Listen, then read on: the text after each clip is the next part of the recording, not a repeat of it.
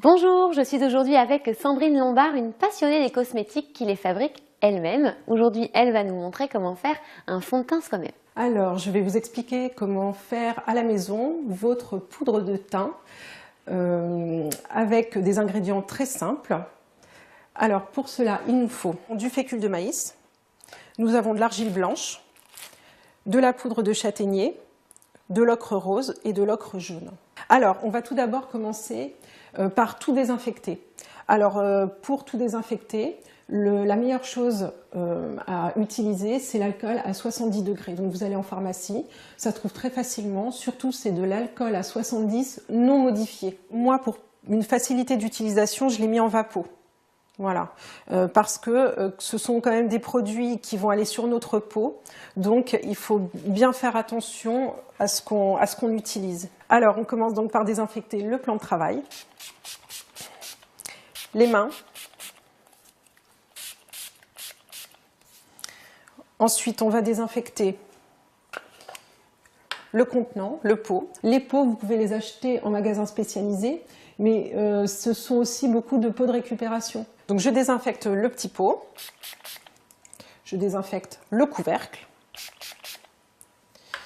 et je vais utiliser une petite cuillère qui va me permettre de mettre le fécule de maïs dans mon pot, donc, que je désinfecte également. Donc je prends mon fécule de maïs. Il faut y aller vraiment par toutes petites touches. On va commencer par une petite cuillère de fécule de maïs que je mets dans mon pot. Ça, c'est ma base, c'est-à-dire que ma base de poudre libre, ça va être mon fécule de maïs et ça va être mon argile blanche. Donc déjà, je vais travailler ma base et ensuite, je vais ajouter au fur et à mesure les couleurs. Une fois encore, je vais prendre une autre petite cuillère que je vais une fois de plus désinfecter pour pouvoir prendre mon argile blanche. Même combat, on prend vraiment par petites touches. Une fois que c'est mélangé, on ne peut pas enlever, bien sûr. Donc, il vaut mieux y aller doucement. À partir de ce moment-là, on va bien mélanger notre base. Alors, moi, je le fais à la petite cuillère. On peut le faire effectivement avec le dos de la petite cuillère, mais on peut le faire également au mortier. Donc, si vous avez un mortier chez vous, n'hésitez pas à l'utiliser. Voilà. Alors maintenant, on va rajouter nos couleurs.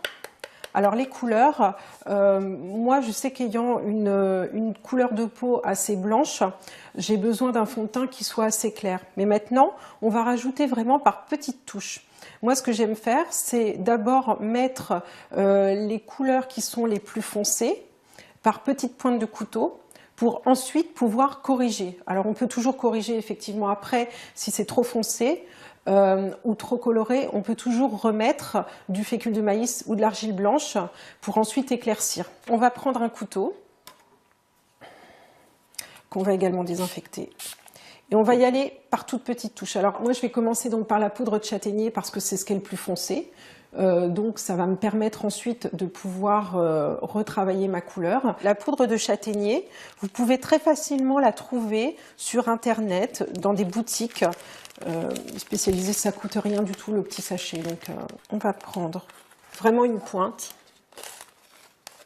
Voilà, donc je vais mettre ici ma poudre de châtaignier. Je vais continuer à bien mélanger, à bien malaxer avec ma petite cuillère que je reprends.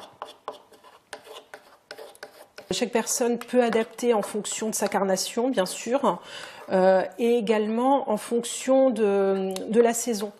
Parce que l'hiver, évidemment, on ne met pas la même poudre libre que l'été. Et maintenant, je vais intégrer mon ocre rose, qui lui aussi est un petit peu foncé. Voilà, donc l'ocre rose ici, toujours avec la pointe du couteau. Alors c'est vraiment important à chaque fois de reprendre pour chaque produit qu'on utilise des ustensiles différents. D'abord, ça paraît évident pour les couleurs, bien sûr, de ne pas les mélanger, mais surtout parce que, par exemple, si je prends de la poudre de châtaignier et ensuite de l'ocre rose avec le même couteau, bien évidemment, il y a ma poudre de châtaignier qui va se mélanger avec mon ocre rose dans le sachet même, et donc évidemment, c'est pas bon. Donc je désinfecte la pointe de mon couteau, et là, pareil, on va y aller encore par petites touches. C'est pas très long, mais il faut que tout soit bien mélangé. Ma préparation, ma base de préparation, ça y est, elle commence à être colorée. Alors là, elle est colorée un peu rosée. Je vais finir par mon ocre jaune. Pour moi, pour mon type de carnation et pour la saison, je veux quelque chose d'assez clair. Donc, pour que ce soit clair, il faut plus de jaune que de rose et de poudre de châtaignier. Donc là, je vais en mettre un petit peu plus. Je vais mettre 2 pointes de couteau d'ocre jaune. On voit que la couleur prend forme.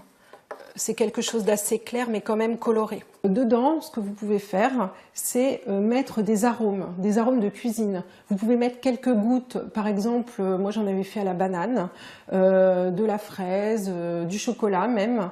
Vous pouvez en mettre quelques gouttes juste pour pour sentir que votre poudre, elle sent bon.